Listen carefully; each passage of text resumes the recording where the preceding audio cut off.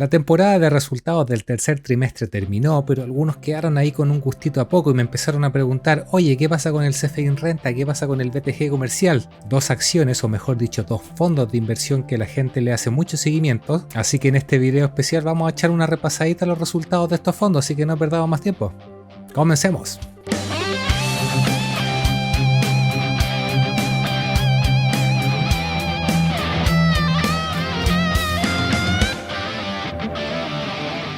¿Cómo está toda la comunidad inversora? Bienvenidos nuevamente a mi canal, su amigo Luis les trae ahí un video más cortito. Hablaremos solamente de dos empresas, como les decía, dos fondos de inversión inmobiliaria muy seguidos, sobre todo por los que son dividenderos. No se acostumbren, les digo desde ya, no sé si en las siguientes temporadas hable de estas empresas, porque la verdad es que son empresas relativamente estables, que tienen harta contingencia, sí, es verdad, pero que tampoco ofrecen muchos cambios. Por lo demás, el comportamiento en bolsa ha sido ahí nomás, y tampoco me considero un experto en el tema, así que ahí les voy a aportar leyendo los números, los resultados, las noticias asociadas a estas empresas para que con esa información ustedes lo complementen con su análisis propio y ahí determinen qué es conveniente o no con estas empresas. Así que vamos a partir rapidito, chiquillos, y como siempre lo siento, el disclaimer, recuerden que todo lo que hablo en este video es netamente con fines informativos y educativos.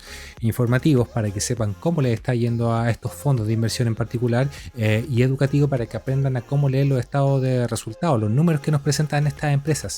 No es para nada objetivo de este video querer influir en ustedes o determinar si es conveniente o no invertir en estos instrumentos, pues lo vamos a acotar más que nada a los estados de resultados. Para determinar si es conveniente o no tienen que analizarlo con un montón de otros parámetros más: estilo de inversión, horizonte de inversión, aversión al riesgo, entendimiento del rubro, de la empresa, composición de cartera y un montón de otros parámetros, lo que les digo siempre. Así que sean responsables e inviertan de acuerdo a su propio criterio. Dicho todo esto, vamos a partir con el BTG Renta Comercial. Un BTG, la verdad que el comportamiento en bolsa no lo acompaña mucho. Vemos que desde la pandemia, que llegó a cotizar a 60.000 pesos la cuota, no hizo nada más que bajar y bajar. Ya si lo acotamos al 2024 partió en 30.000 pesos la cuota y ha ido bajando estrepitosamente, ya lo tenía en 15.800. De hecho, si lo acotamos el gráfico un poquito más al último tiempo, en noviembre, la última semana, se pegó un buen bajón de más o menos 20.000 a 15.000. Buscando noticias que a lo mejor pudieran influir en esta bajada tan importante, la única que encontré asociada a BTG de este año es que estaban poniendo en venta uno de los edificios que tienen en administración. Aquí estamos viendo el 24 de julio y finalmente salió humo blanco. Fíjense aquí, 11 de noviembre, que es más o menos próximo a la fecha que estábamos hablando cuando comenzó la última bajada del fondo en bolsa. Selló su venta de participación y uno podría pensar, chuta, quizás lo vendieron mal y por eso el mercado la castigó. Lo cierto es que no. Revisando un poco la noticia que nos aporta aquí el diario financiero, pueden ponerle pausa ahí para echarle una miradita más rápida, pero lo importante está en el cuadro que les estoy marcando aquí a continuación. Según lo informado por la misma entidad, el precio ofertado fue de tanta UF, unos 22 millones de dólares, un 106% sobre el valor de tasación 2023. Y aquí me perdonarán un poco con la interpretación, no sé si es un 6% superior o es un 100% que más o menos el doble. Sea cual sea el caso, no es un valor que esté inferior a la tasación, y eso es muy importante para el tema del valor libre, el tema del patrimonio, la valoración de los edificios, de sus activos inmobiliarios que tiene el fondo. Si aquí el tema principal, creo yo, de mercado tiene que ver con que los otros fondos inmobiliarios, aquí en este caso el Toesca, metió mucho ruido a este rubro por la liquidación forzosa de los activos que tiene, que va a ser una venta masiva de edificios, que estamos en un mercado difícil donde no hay compradores. Entonces, si todos los fondos se ponen a vender para supuestamente alcanzar el valor libre, empujado un poco por la disidencia de los accionistas minoritarios, pero que provocaría una venta forzosa masiva, te bajaría mucho los precios de los activos. Eso es lo que está metiendo en este momento mucho ruido al mercado. Ese es el cuidado que tienen que tener. Y el BTG me parece que tiene el próximo año 2025 que hacer la votación si siguen o no como fondo. De lo contrario, si pasara lo mismo que en el fondo de Toesca, se vendría la liquidación forzosa y ahí todo el valor libre, las tasaciones, sería bastante difícil que en este ambiente de mercado se logre vender al valor comercial, a la tasación comercial que tienen hoy en día. Eso como información general. Y número dos, que aquí donde en uno de los documentos del BTG, en la operación del fondo, te parte diciendo pues, que el mercado inmobiliario continúa enfrentando desafíos importantes y eso lo sabemos todos. El BTG es uno de los fondos que tiene mucho concentrado en Santiago Centro y todos sabemos cómo está Santiago Centro. Y aquí te estaba hablando que ha estado vendiendo otro par de activos por tanta UEF y que lo ha ocupado prácticamente para refinanciar la deuda o pagar la deuda. Alguna colita se irá seguramente para dividendos, sí. Y aquí lo más relevante quizás de esto es fijarnos en la valor cuota contable, que más o menos son 31.000 pesos, y el valor cuota de la transacción, este folleto está desactualizado, dice 17.000, ya está cerca de los 15.000. Entonces, a priori estáis comprando la mitad de lo que valen los edificios. Recuerden que el valor cuota contable estamos hablando del valor del patrimonio asociado a cada cuota, y el patrimonio del BTG, el gran peso que tiene son los edificios. Y aquí es donde empiezan las cosas que, como les digo, yo no soy experto en el rubro, pero ya me empiezan a hacer ruido y digo, chuta, desde el 2022, lo peor de la crisis por el tema de la pandemia, fíjate cómo la vacancia de la oficina ha ido bajando, sigue alta, sí, pero bajando. La vacancia de la bodega también le subió un 5% cuando se supone que hoy en día el mejor negocio inmobiliario son las bodegas. Mira, de alguna forma te subió al 5% y los strip centers siguen más o menos planitos. Entonces tú decís, chuta, si está mejorando esa situación, ¿cómo es posible que esté bajando tanto el fondo? Ahí me imagino que hay que meterse de lleno. Yo, como les digo, no soy experto en el tema, porque si uno se pone a ver, también hay cosas que como no le hacen sentido. Fíjate aquí la evolución del NOI, el Net Operating Income, que vendría a ser una especie de EBITDA del tema de los fondos inmobiliarios. Así como los FFO son equivalentes al beneficio, el NOI sería una especie de EBITDA. Lamentablemente ni el BTG ni el CFI en renta me habla de los FFO. Sería mucho más fácil la lectura con esos números. Pero también ha ido bajando, si se fijan, desde el 2022. Ahora esto tiene trampa, está puesto en UEFs. Tal vez si lo normalizáramos a pesos chilenos estaría un poquitito más estable, no lo sé. Entonces el problema de que tiene el BTG, lo estamos viendo acá, es la vacancia que tiene con la oficina. Fíjate, pues aquí tenía una en Santo Domingo vacancia del 100%, Torre Huérfano 50%. No aguanta así la cosa. Las bodegas, como les digo, que se supone que es lo mejorcito que tiene hoy en día el mercado inmobiliario, los BTG no dejan de tener casi un 19% de vacancia. Entonces no sé.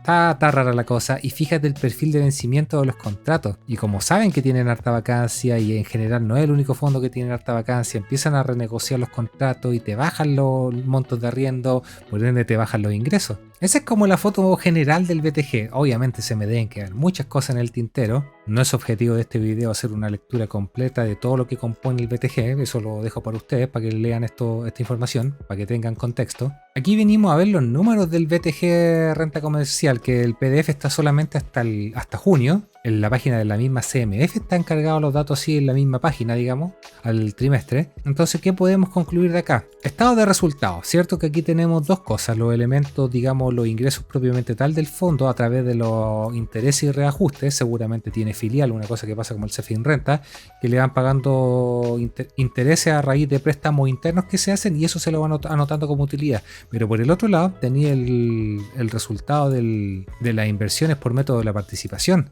Aquí me imagino, lo vamos a ver en el otro documento, tiene que haber revaluados contables. Fíjense cómo a 6 meses tenemos exactamente el mismo comportamiento. Entonces antes de irnos a la nota 9 para ver de qué son estos tremendos chorizos de números, fíjate, menos 80.000 millones de pesos versus lo que ingresan por intereses. Vamos por partes.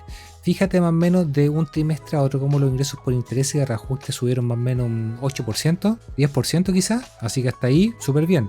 Si lo vemos a 6 meses sigue más o menos parejito. Y si nos vamos al trimestre que estamos hablando, vemos cómo mejoró bastante año a año del tercer trimestre, pero en trimestres consecutivos lo bajó. Entonces ahí ya tenéis que hilar fino y ponerte a ver más o menos cuánto eran los ingresos a los años anteriores. Ya lo vamos a ver rápidamente porque no les puedo mostrar ese dato en TKR, no, estos fondos no están cargados en esa plataforma. Vamos a la nota 9 para ver de qué estamos hablando con este tremendo chorizo de reevaluación o resultado por inversiones valorizadas. Nota 9. Aquí estamos en la nota 9 y fíjate cómo el BTG a su vez se anota que tiene 5 subsidiarias, 5 empresas donde tiene la participación del 100% y fíjate, casi todas están en negativos y casi todas deben tener el mismo comportamiento, pero la que tiene el mayor peso es esta de acá, la inmobiliaria Renta 2. Entonces tratemos de entender qué le pasó a estos viejos. Leyendo estas líneas tenemos que entender más o menos su balance, su estado de resultado, no es fácil.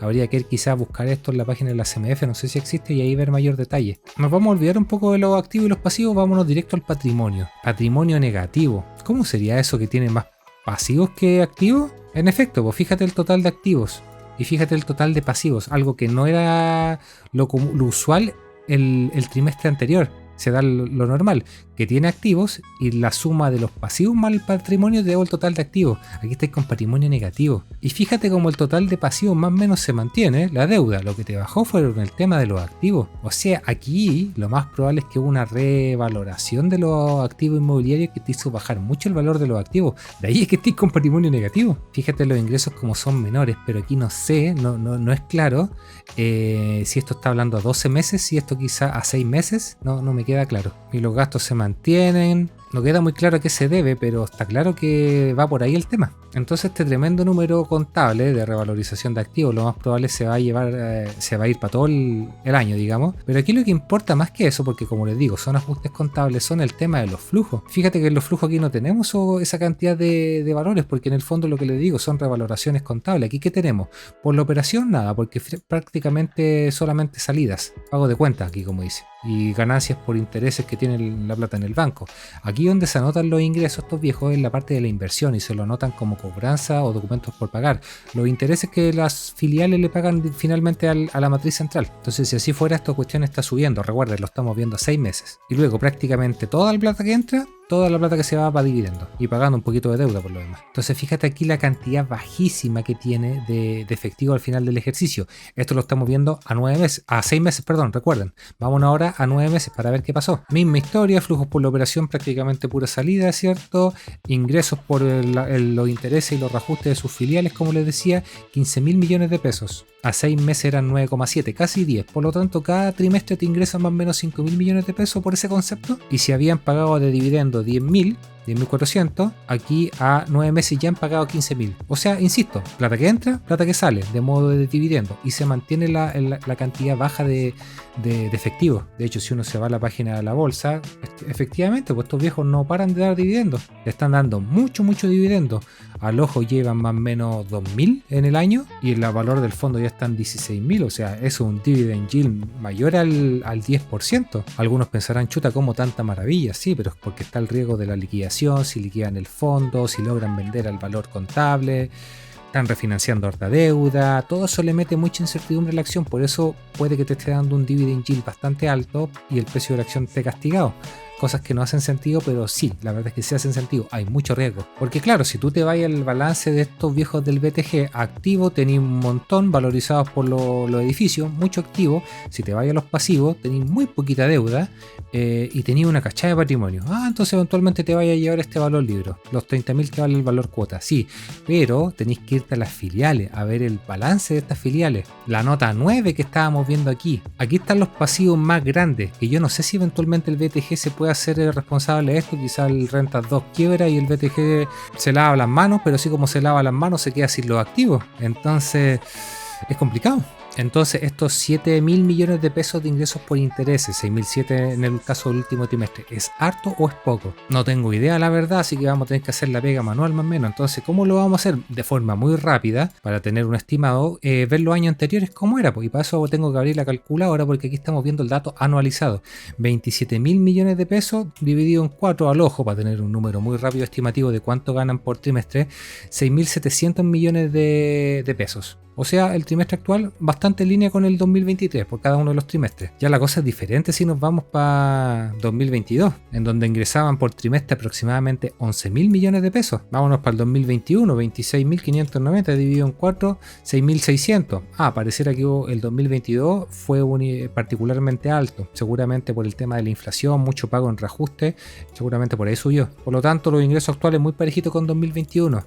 2020, el año que inició la pandemia, que estuvo todo bien convulsionado, seguramente era bien bajo, 3.500. Y antes de eso, 2019 y 2018 ya eran más cerca de, ni siquiera voy a hacer el cálculo, entre 2.500 y 3.000 millones de pesos por trimestre.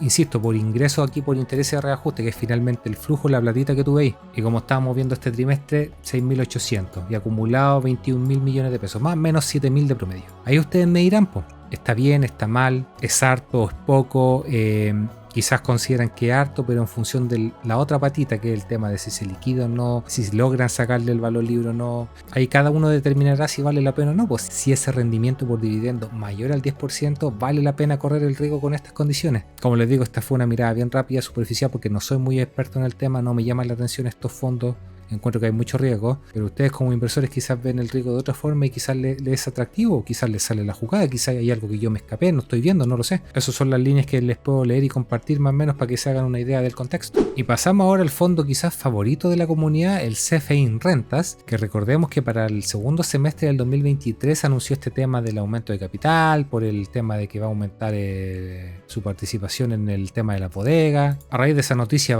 llegó a bajar hasta los 1.400 pesos la cuota, llegó a subir después a 1.600 y ahí está, dándose vueltas. Hoy día la tenéis más o menos de nuevo en 1.450 y con un aumento de capital ya en el cuerpo que diluyó la acción más o menos en esta primera etapa como un 20%. Entonces un buen punto de partida con el CFI en renta ir a sus presentaciones para ver qué nos van contando. Y hay cosas aquí que ya me empiezan a llamar la atención. Por ejemplo, el aumento de capital suscrito durante el periodo en parte fue invertido para títulos de deuda y en acciones del Bodenor Flex Center. Ya cuando te presentaban el año pasado para que era toda la plata, te decían todo el rato acciones del Bodenor, crecer, muy poquito para deuda, qué sé yo, y aquí ya te están diciendo más o menos que son para las dos cosas. De hecho, te están diciendo que ya para la plata que tenían para septiembre ya lo ocuparon para el tema de los bonos, que esa es otra cuestión que vamos a ver, que también llama la atención. Harta inversión, haciendo harto aumento de capital, pero seguimos pagando jugosos dividendos. O sea, sacan plata de mi bolsillo derecho para pagarme con esa misma plata y llenarme el bolsillo izquierdo. Una cuestión media rara. Yo no sé por qué estos viejos no cortaron el dividendo y esa misma plata la ocuparon para el famoso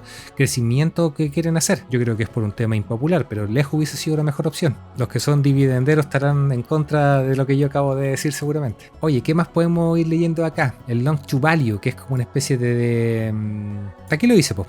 El proporcional de las deudas en base a las propiedades, disminuyendo, sí, pero porque justamente tienen tanto efectivo que la deuda neta debe haber bajado. Entonces esta es una de las cosas más preocupantes quizás con el CFI en renta, aquí lo estamos viendo, el perfil de vencimiento de la deuda. Fíjate cómo se le vence un montón de deuda todos estos años. Entonces algunas la están refinanciando con nuevos bonos, que seguramente están a mayores tasas, otros lo están refinanciando con todo el tema del aumento de capital. Se vienen años complicados para el CFI en renta en ese aspecto. Quizás el más complicado fue el 2024 y ahora el 2025-2026 que bajen las tasas en general, van a refinanciarse a buenas condiciones. Hay que estar viéndolo. De momento le quedan años bastante densos, como les digo. Y aquí empezamos con las cosas que a mí no me quedan del todo claro, porque empezamos a ocupar unas fórmulas bien especiales para sacar el beneficio neto de ¿cuánto se llama? Neto percibido, que es una forma de calcular el beneficio bien particular que no está muy, digamos, estandarizada. Aquí con estos fondos, como lo hablamos en Mallplaza, en Parque Arauco, hay que sacar la métrica principal, los FFO. De hecho, hacen estos viejos por ahí la pega parcial, hablan del NOI, del Net Operating Income, que yo les digo que siempre es como el equivalente al EBITDA. Pero nos falta el FFO, que sería el equivalente a la utilidad. No la tenemos y después seguramente lo voy a pillar. Entonces hay ítems que considero, otros que no. Por ejemplo, aquí me llama la atención por qué para el cálculo del BNP, por qué sí considera la pérdida de vengada pero no la utilidad de vengada. O considero los dos o no considero ninguno. ¿Por qué solamente los intereses y no los reajustes? Si al final los dos son flujos. Entonces ahí de verdad yo con esto me pierdo. No entiendo del todo esta cuestión. Así que yo me voy a leer los estados de resultados de toda la vida, que eso sí lo entiendo bien. Quizás me quedo con esta parte de acá, el resultado del ejercicio. Este sí, el beneficio de toda la vida que vemos en un estado de resultados. Que claro, el 2022 quizás tuvo una alta subida seguramente por la alta inflación. Se revaloraron mucho los edificios, pero ya se ha ido más o menos normalizando. Bajó de un año para otro, pero por el efecto que les digo. Pero si uno lo mira a largo plazo, esta cuestión ha ido creciendo. Así que al menos gráficamente se ve algo bueno. Y aquí lo tenéis, aquí está. El nuevo número de cuotas que tiene el CFI en renta luego de la dilución. 2.90 dividido lo que era antes, se diluyó un 15% en esta etapa. Y recuerden que esta es la primera etapa. El CFI en renta en su presentación de aumento de capital dijeron que iban a hacerlo de forma parcial en la medida que iban realizando las inversiones, no iba a ser todo de un paraguaso. ¿Qué otras cosas podemos rescatar de acá? El valor del libro, el NAV, el Net Asset Value. El valor de los activos de los edificios que tiene o de las participaciones que tiene las bodegas, los edificios, todo lo que tiene el CFI en renta. Fíjate que por tercer año consecutivo más o menos estable, no es que crezca mucho. De hecho, fíjate de 2023 a 2024 te bajó un poquitito. Entonces estamos en una etapa bien complicada para el rubro donde está todo bien lento, donde no hay mayores cambios. Aquí nos explican cuánto se han revalorizado los edificios de acuerdo a las nuevas valoraciones, pero ya sabemos que eso es contable. Como en general el valor del UF por metro cuadrado se mantiene en casi todos los lados, en algunos han bajado, fíjate el Golf, en Providencia subió, ahí se compensa, pero en modo general se mantiene. Los parques logísticos, ¿cierto? Las bodegas son los únicos elementos que quizás están subiendo, y las oficinas, ¿para qué decir? Pues también se mantienen. Y lo complicado justamente viene acá. No tanto para las bodegas porque hay buena demanda todavía, pero cuando se renueven los contratos aquí el 2025, 2026, 2027 de la oficina y habiendo tanta vacancia, seguramente ahí pueden bajar los ingresos. Así que ahí va a depender de cómo estén negociando, qué empresas tienen estos viejos. Y para ir terminando con esta parte antes de pasar a los estados de resultados, vacancia. Vamos por partes. La oficina, esta parte que estamos viendo acá, se mantiene más o menos en un 15%. De hecho subió del 2023 para el 2024. Locales comerciales también subió de 2,2 a 3,7. Sigue siendo más bajo que en las peores épocas de la pandemia, sí, pero subiendo. Y las bodegas que decían que era el futuro, el negocio, tenían 0% de vacancia en los mejores años, ya la tenía un 0,3. Bastante chico, pero igual subiendo. A mí me contaban el cuento que se abría una bodega y se ocupaba el tiro. Si tengo un 0,3, ya tengo un par de días, meses, semanas, no sé, de vacancia, pero como les digo, son números menores, así que tampoco es como para volverse loco. Y aquí en una de las últimas diapositivas me hacen un resumen aquí de cómo les fue en el aumento de capital, de cómo se fue aumentando, ¿cierto? Recordar que el Cefinrenta cuando hizo este aumento lo partió haciendo en enero y no llenó todas las cuotas que tenía pensado. Se demoró hasta agosto en una segunda etapa en terminar el primer aumento de capital. Esto te demuestra el interés del mercado por la idea que te levanta el Cefinrenta y que te reúne la plata en más o menos 8 meses. No es una señal positiva. Hace no mucho, junio, julio, Mall Plaza, estamos hablando de otro tipo de empresa, otro nivel quizá, también hizo un aumento de capital para recomprarle a Falabella la participación en Perú de los malls. La cuestión duró un par de semanas, no más de un mes, y listo, aumento de capital listo. Aquí nos demoramos 8 meses. Entonces son todos esos detalles que van metiendo ruido y que tenéis que considerar a la hora de tomar una decisión de inversión. Entonces lo que vinimos, los estados de resultados, esto sí que se entienden facilito. Oye, los ingresos por interés y reajuste, ¿cierto? Que es lo mismo que veíamos en el renta comercial, cuánto te pagan de intereses tus filiales, porque en el fondo el Cefinrenta le, digamos, presta plata a ellos y ellos le pagan a través de reajuste de intereses. Así se manejan más o menos estas empresas, creciendo bastante la verdad, ya sea que lo mires al trimestre como al año. Ahora recordemos que hubo un aumento de capital del 15%, así que ahí tenemos que matizar. Te fijáis que los ingresos a 9 meses me subieron un 17%, sí, pero como hubo un aumento que me diluyó al 15%, sumando y restando los ingresos deben haber subido 2% solamente.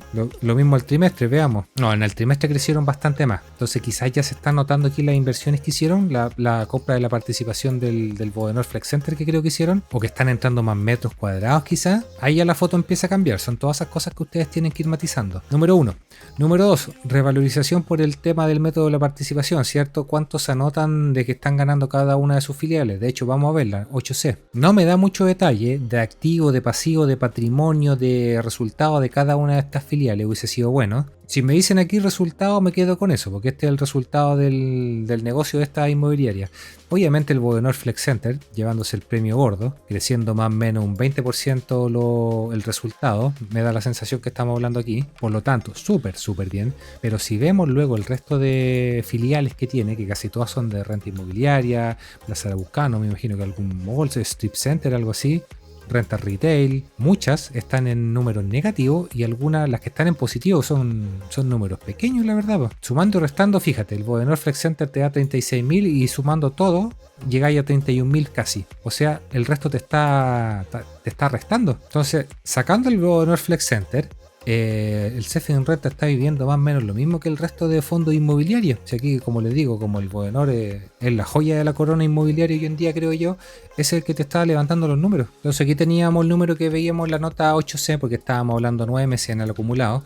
En el trimestre se anotaron la mitad de todo el año. Pero como les digo, son seguramente revalúos comerciales de los edificios. No pudimos ver el detalle de esas líneas, lamentablemente. Aquí lo que importa es esto acá, los ingresos de estos números, cómo van creciendo. Porque claro, a partir de este número, después vienen los famosos gastos que se están creciendo, más o menos manteniendo. Son números pequeños respecto a lo que ingresa, tampoco es que pese mucho.